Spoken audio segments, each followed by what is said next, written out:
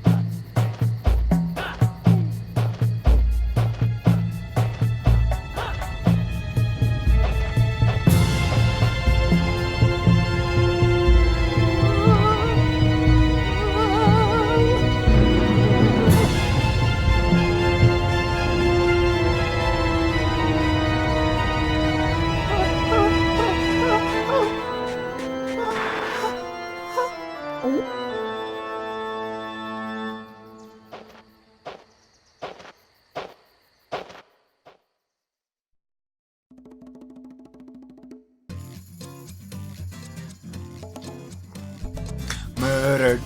He just got murdered. He's probably lying in a ditch somewhere and dying. It's Croc too. I was pleasantly surprised to see this just started up on my machine. It took me longer to figure out how to record it, but I am very excited to be able to play one of my childhood favorites. So let's jump in. More cutscene.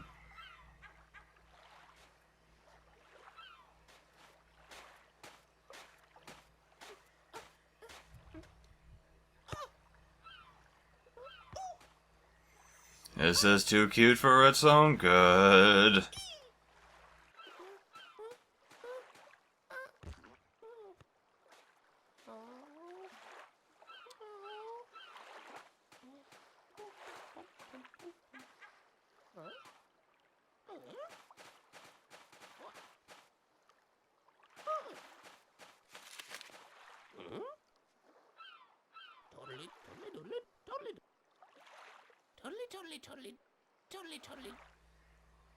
Totally.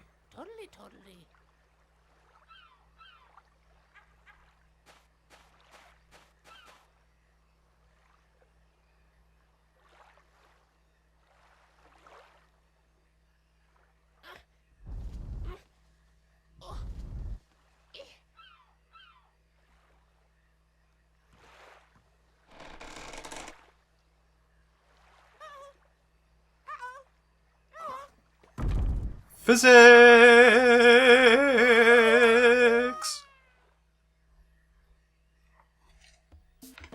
Whoa! Who are you? That look like Fantini. Croc is talking! Whoa. That explains it. Gobo thinks. Anyway, Croc might find this useful. It's a swap meet loyalty card. When Croc finds crystals, they are added to your card. Then Croc can spend them in Swap Meet Pete's store. Ka-ching! Oh, we're in control now. Okay, camera. Hello. Sliding physics. Physics! Alright, let's get our bearings. We got our jump, we got our stop, and triple jump. Remember that a little bit. Air attack. Oh, look out. We got our shuffle. And that's awesome. I actually didn't know that existed as a kid, but I was reading up on the game, and that is some serious acrobatics right there. Alright, let's go see what this one has to say. Gobo, very busy, counting crates. Most crates got ginger soda. Apparently they really like ginger soda. Can't remember what inside this crate, though. Well, let's break it open and possibly destroy it and find out. Oh, it's binoculars. Croc find magic eye zoomers. Help Croc look around. Ah, yes. Excellent. So I guess we'll just go play the game. Okay, they got little tank controls there. How's a sailor Gobo? Gobbo? Okay, depending on where you're from, Gobbo or Gobo. Gobos go walk in jungle. Dantini come, kidnap friend and lock him up in cage. Gobo scared, friend need help. Croc will help him. I think that's an appropriate voice for Croc. So we got our first level. The neat thing about Croc 2 is, if we step back out here for a moment. Yeah, okay, blah blah blah. Your friend's in trouble, trapped in a cage, yeah. Is that they actually have an overworld. You may be wondering, why isn't this Croc 1? Why are you starting with Croc 2? Well, Croc 2 was actually part of my childhood, whereas I never had Dantini. Whoa, a little dance there. Whereas I never had Croc 1. And Croc 1 is a very linear game. You go from one stage to the next. Help! Dantini's locked cage and hide key in cave. Okay, Croc help Gobo. Oh, yes. Respawning enemies. Great. So, Croc 2 was a part of my childhood, Croc 1 was not. And Croc 1 was very linear, whereas Croc 2 has very nifty overworlds. And that lets you choose which level you're going to do, so that helps a lot if you're stuck on a particular level, whereas in Croc 1 you pretty much had to complete every level. Now, Croc 1 was helped by the fact that, well, you didn't have to fully complete a level to beat it. You see, I just got a crystal there, and that's not actually necessary to beat each level. And the thing is, I don't know what the completion bonus is for this game, since I never completed it as a kid, thanks to one particular level, which we will get to later. But I very vividly remember that, being very frustrated with that. So I think my main goal with Croc 2 this time around is to beat it completely. And I will be just basically playing through the levels minimally first time around, and then I think I'll get the completion, all the crystals for the levels off camera. I'll let them live for now.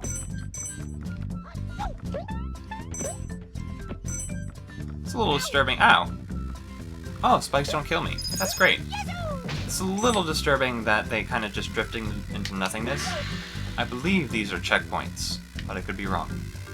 I should check the manual. Actually, yeah, let's do that. Be right back. Got our handy dandy manual. The answer is yes. It is a checkpoint. But I thought I would take the time to read the prologue, as it were, from the manual.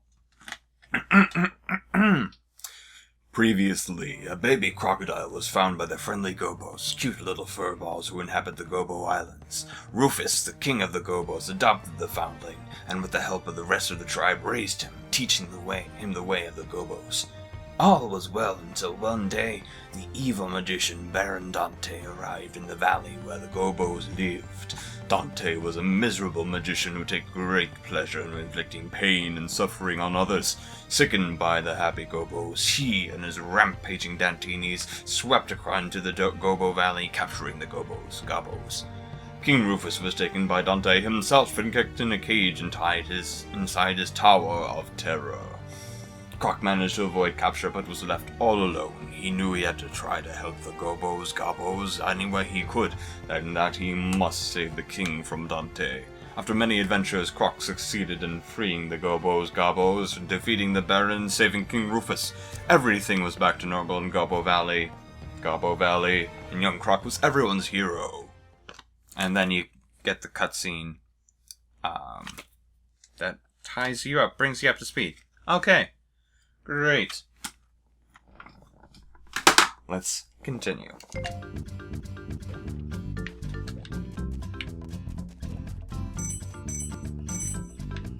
Didn't like being paused for that long. Sorry! Not the bees! Not the bees! Or wasps, as the case may be, I can't really tell. Hippo? Hippo! I gotta say, the game's soundtrack is one of the best. And just the bright nature of this game is really fantastic. Okay, camera. But the camera, just like all early 3D platformers,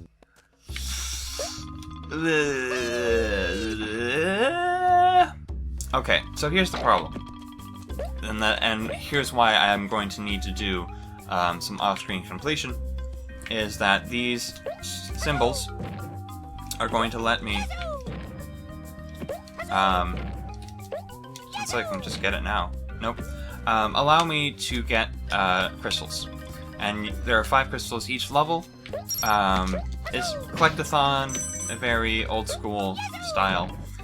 But you need to buy these with some of the crystals that you get. And right now, can't access the store from inside the level. So I'll come back for that later. Got a heart, heal us up a little bit.